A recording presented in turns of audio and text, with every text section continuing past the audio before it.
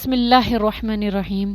میری ایک بہت پیاری سبسکرائبر ہیں جنہوں نے وضو کے بارے میں پوچھا کہ وضو کا طریقہ بتا دیجئے، تو میں ان کو وضو کا سنت طریقہ میں آپ کو بتاتی ہوں، ٹھیک ہے، اور جس کی وجہ سے آپ کو بہت مدد ملے گی سنت سے وضو کرنے میں، کیونکہ آپ کو ایک سنت زندہ کرنے میں آپ کو 100 شہیدوں کا ثواب ملے گا اس فتنے کے دور میں.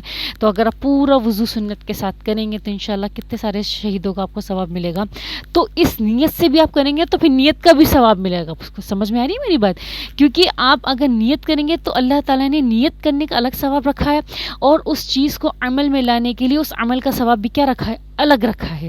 تو اللہ تعالیٰ نے تو ویسے ہی بمپر پرائزز چھوڑے ہوئے ہیں ہم لوگوں کے لیے کہ یہاں پہ بھی نہیں کی، یہاں پہ بھی نہیں کی، پتھر ہٹاؤ تو نہیں کی، کسی کی مدد کرو تو نہیں کی. ہر چیز میں اللہ تعالیٰ نے ہمارے لیے نیکیاں رکھی ہوئی ہیں کہ ہم جتنی چاہیں ہم نیکی جو ہے نا اپنے دفاتر میں بھر سکتے ہیں، ٹھیک ہے. اب بات آتی ہے وضو کرنے سے پہلے آپ نے بسم اللہ الرحمن الرحیم پڑھنا ہے، ٹھیک ہے. اب ایسا نہیں ہے کہ اگر ہم جلدی میں بسم اللہ الرحمن الرحیم پڑھنا بھول گئے اور ہم نے وضو شروع کر دیا کہ ہماری نماز کہیں قضا نہ ہو جائے، تو اس کا ہرگز مطلب یہ نہیں ہے کہ ہمارا وضو نہیں ہوگا، ٹھیک ہے. وضو سے پہلے بسم اللہ الرحمن الرحیم پڑھنا مستحب ہے، ٹھیک ہے.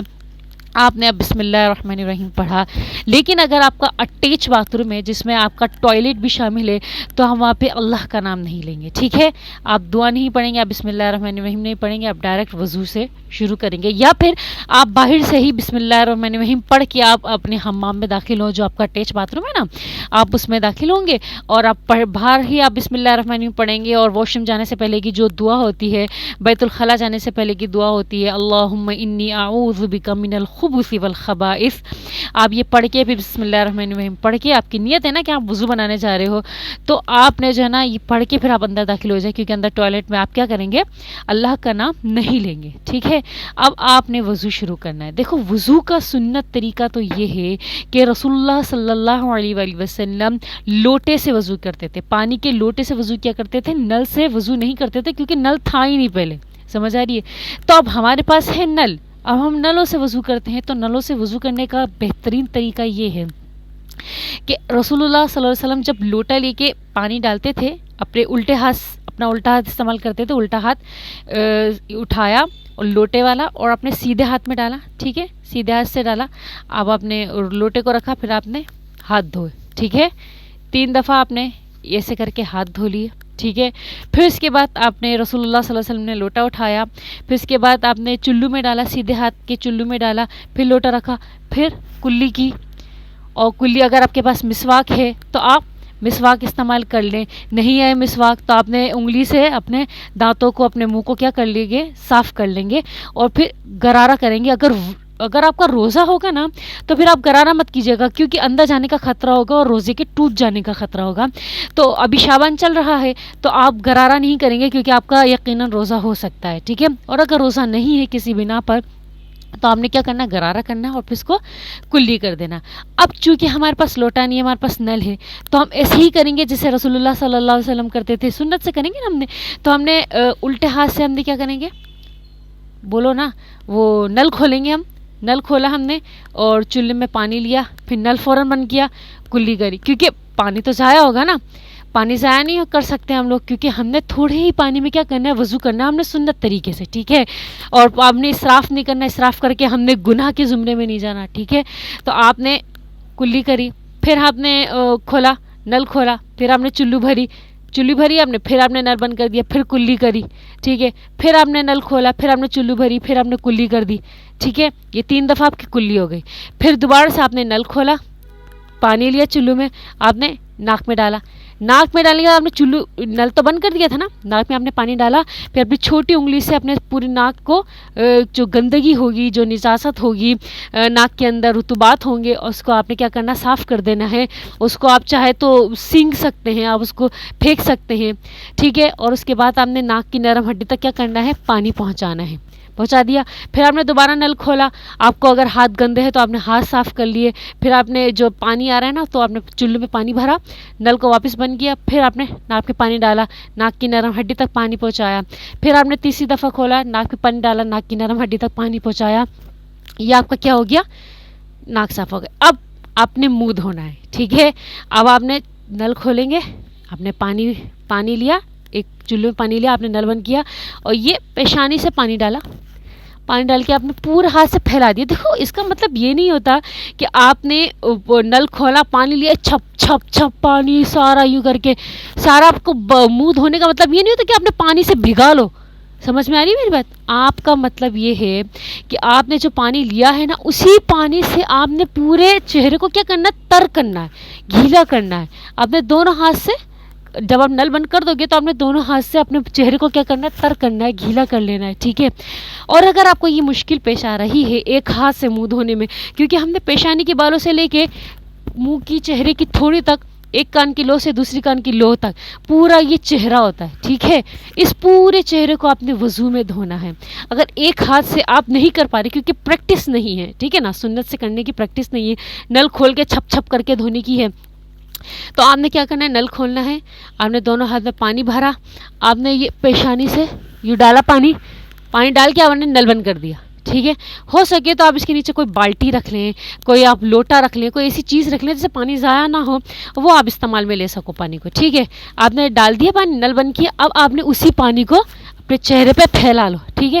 یہ آنکھوں کی طرف ہر جگہ آپ نے پھیلا لو. یہ اس طرف اگر آپ کی داڑھی ہے تو آپ نے داڑھی کو ایسے کر کے آپ نے خلال کر لیا، یوں کر کے خلال کر لیا اپنے داڑھی کا. آپ کو اگر گھنی داڑھی ہے تو آپ نے اچھے سے پانی ڈال کے اس کو دھو لیا داڑھی کو. ٹھیک ہے نا. داڑھی بھی آپ کے کی جو یہ جڑیں ہوتی ہیں، داڑھی بھی آپ کے چہرے میں شامل ہے، تو اس کو اچھے سے آپ نے تر کر لینا، اندر کے جڑوں میں پانی چلے جائے، ورنہ تھوڑی میں اگر پانی نہیں جائے گا تو آپ کا وضو نہیں ہوگا. سمجھ میں آ رہی ہے میری بات؟ یہ مردوں کے لیے بول رہی ہوں، اور عورتوں کے لیے تو ظاہر سی بات ہے داڑھی نہیں ہوتی. آپ نے 3 دفعہ ایسے ہی منہ دھو لینا ہے. ٹھیک ہے. اب باری آتی ہے کونی کی. تو کونی کو آپ نے کیسے دھونا؟ آپ نے نل کھولا، ٹھیک ہے، پانی ڈالا، آپ نے نل بند کیا، اور پانی تو ہے نا، اس میں پانی تو ہے نا، آپ نے یوں کر کے یوں اوپر کی جانب سے لے کے نیچے تک دھونا ہے. ٹھیک ہے. بعض اوقات کیا ہوتا ہے نا، میں نے خود نے دیکھا، اور میں بھی جب مجھے علم نہیں تھا تو ایسے دھوتی تھی کر کے، یوں کر کے نل پانی میں ایسے دھو لیا، یوں کر کے یوں بہا لیا، یوں دھو لیا، یوں دھو لیا. ایسے دھونا منع ہے. قرآن شریف میں اللہ تعالیٰ نے ارشاد فرمایا کہ آپ نے جو ہے نا انگلیوں سے لے کے نیچے کونیوں تک آنا ہے، انگلیوں سے لے کے نیچے کونیوں تک آنا ہے، آپ نے وضو کرنا ہے. ٹھیک ہے. سمجھ میں آ رہی ہے میری بات؟ تو آپ نے وضو پانی بھر کے آپ نے چلی میں اور یوں کر کے اچھے سے ملنا ہے، ایسے کر کے ایسے ملنا ہے. جیسے میں نے آپ کو چہرے کا بتایا نا کہ آپ نے چہرے کو پانی سے تر کرنا ہے، مل لینا ہے، تاکہ کوئی جگہ آپ کی خشک نہ رہ جائے. آپ 3 دفعہ بھی ایسے کرو گے تو خشک تو رہے گی نہیں وہ. سمجھ میں آ رہی ہے میری بات؟ تو اسی طرح کونی کا بھی ہے کہ آپ نے نل کھولا، پھر آپ نے نل بند کیا، اور یہ اس طرح سے کونی لیا اور یوں کر کے یوں آپ نے اچھے طرح سے مل لیا. کیونکہ جب آپ یوں کرو گے نا تو پانی یوں جائے گا آپ کے، تو سب جگہ جاتا ہوا جائے گا، اور جہاں کم ہے تو آپ نے اس کو اچھے سے پھیلا لیا یوں کر کے. سمجھ میں آ رہی ہے میری بات؟ اچھے سے آپ نے پھیلا لیا اور ہر جگہ پانی کو پہنچا دیں گے. یا آپ 3 دفعہ، اگر آپ ایسے کرتے ہو کہ ایک دفعہ میں بہت ہی کم پانی آ رہا ہے اور آپ نہیں کر پا رہے ہو، تو آپ نے نل کھول کے دونوں ہاتھ میں پانی لے لو، ٹھیک ہے، اور یوں کر کے آپ پانی ڈالو اور پھر نل بند کر دو. پھر ہر جگہ پانی اچھے طریقے سے مل لو. اچھے سے مل لو گے نا آپ، یوں کر کے پانی تو آپ نے ہی ڈال دیا نا، پھر اچھی طریقے سے یوں کر کے کیسے بھی کر کے آپ مل لو جیسے آپ کو سہولت ہوگی. آپ نے سیدھے ہاتھ کا بھی ایسے ہاتھ دھونا ہے. ٹھیک ہے. میری بات سمجھ میں آ گئی؟ اس کے بعد آپ نے نل کھول کے آپ نے الٹے ہاتھ کا بھی ایسے کرنا ہے، الٹے ہاتھ کا بھی آپ نے پانی ڈال کے اچھے سے مل لینا ہے. ٹھیک ہے. اب آپ کیا کریں گے؟ مسح کریں گے اپنے سر کا. اور جو آپ کے ہاتھ میں پانی ہے وہ پانی بھی کافی ہے مسح کرنے کے لیے. لیکن آپ کہہ رہے ہو کہ اگر پانی خشک ہو گیا ہے، کیا کہتے ہیں، وضو کرتے ہوئے آپ کا پانی خشک ہو گیا ہے، تو آپ نے جو ہے نا نل کھول کے آپ نے تھوڑا سا پانی لینا ہے. پانی ایسا نہیں ہے ڈال لینا، پانی لگا ہوا ہے یہ لیا. آپ نے وہ کہتے کہ یوں کر کے اور ایسے اور پتہ نہیں کیسے کر کے، ایسا کچھ نہیں ہے. سیدھا سیدھا آپ کا ہاتھ میں پانی ہے، آپ نے یوں پورا مسح کر لیا آپ نے. ٹھیک ہے. یہاں تک کرنا فرض ہے، پیچھے تک کرنا سنت ہے. ٹھیک ہے. چوتھائی سر کا مسح کیا ہے؟ یہ چوتھائی سر ہے. چوتھائی سر کا مسح کیا ہے؟ فرض ہے. اور پیچھے تک مسح کرنا کیا ہے؟ سنت ہے. آپ نے یہ پیچھے تک لے گئے، آپ نے سنت وضو کرو نا، آپ پیچھے تک وضو لے گئے. بعض لوگ آگے تک بھی لے کر آتے ہیں مسح کر کے. ایک حدیث میں اس طرح سے مسح کرنا بھی ثابت ہے. تو جس طرح سے آپ کی اگر عادت ہے کہ آپ یوں کر کے وضو کرتے ہو، پھر یوں کر کے بھی لے کے آتے ہو، تو اگر آپ یہ بھی کر رہے ہو تو یہ بھی سنت ہے، کوئی مذائقہ نہیں ہے. آپ نے 2 سنتیں اپنا لی، لیکن ایک اس طرح سے مسح کرنے سے یہ بھی آپ کی کیا ہو جائے گی؟ سنت ادا ہو جائے گی. ٹھیک ہے.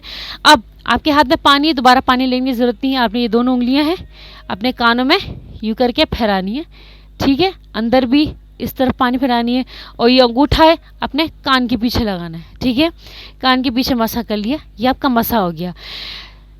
اور اب کہتے ہیں کہ پیچھے گردن کے پیچھے مسا. دیکھو گردن کے پیچھے کا مسا جو ہے اس میں اختلافات ہیں علماء کرام کے. کچھ کہتے ہیں کہ اس کو جو ہے آپ کر سکتے ہو, کچھ کہتے ہیں مسا نہیں ہے, کچھ کہتے ہیں سنت ہے, کچھ کہتے ہیں مستحب ہے.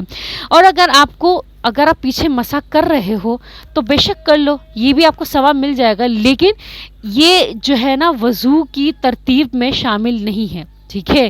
لیکن اگر آپ پیچھے کرتے ہو کہ ایک حدیث میں ملتا ہے پیچھے گردن کا مسا کرنا, دراصل گدی کا مسا, یہ گردن ہے, یہ گردن کا مسا کرنا کہیں پہ بھی نہیں کہ گردن کو یوں کر کے مسا کرنا. میری بڑی بہن کیا کرتی تھی تو میں نے ان کو سمجھایا, جب میں مدرسے جایا کرتی تھی تب مجھے علم ہوا, تو میری بہن کو بتایا کہ آپ ہی ایسے نہیں کرتے ہیں, یہ ہمارے اس میں مسا نہیں ہے گردن پہ, آگے پیچھے گدی پہ البتہ ایک حدیث سے معلوم ہوتا ہے, تو آپ وہ حدیث اپنا کے آپ پیچھے کر سکتے ہو. لیکن مسا یوں, یہ الٹا ہاتھ ہے نا, الٹا ہاتھ, اس سے آپ مسا نہیں کرو گے, سمجھ میں آ رہی ہے, آپ سیدھے ہاتھ سے کرو گے. آپ کہیں پہ بھی کرو, آپ اگر انگلیوں پہ بھی اگر آپ مسا کر رہے ہو, یا آپ کے پاؤں میں چوٹ آ گئی, یا ہاتھ میں چوٹ آ گئی, تو ہم مسا کرتے ہیں نا, وضو نہیں کر پاتے کیونکہ پلاسٹر نہیں اترے گا تو ہم مسا کریں گے. تو کبھی بھی ہم ہاتھ کا مسا یوں کرتے ہیں, یوں کبھی نہیں کرتے. کبھی ایسا کیا ہم سر کا بھی مسا کر رہے ہیں تو سر کا مسا ہم یوں کریں گے نا, کہ ہم یوں کریں گے مسا, یوں کریں نا. تو مسا کرنے کا طریقہ ہی آپ کے یہ ہتھیلیوں سے, سمجھ میں آ گئی میری بات. تو آپ پیچھے اگر اپنی گدی کا بھی مسا کر رہے ہو نا تو ایسا کرو, اس ہتھیلیوں سے کرو گے, یہ پیچھے سے نہیں کرو گے, ٹھیک ہے. آپ نے آگے سے مسا کر لیا.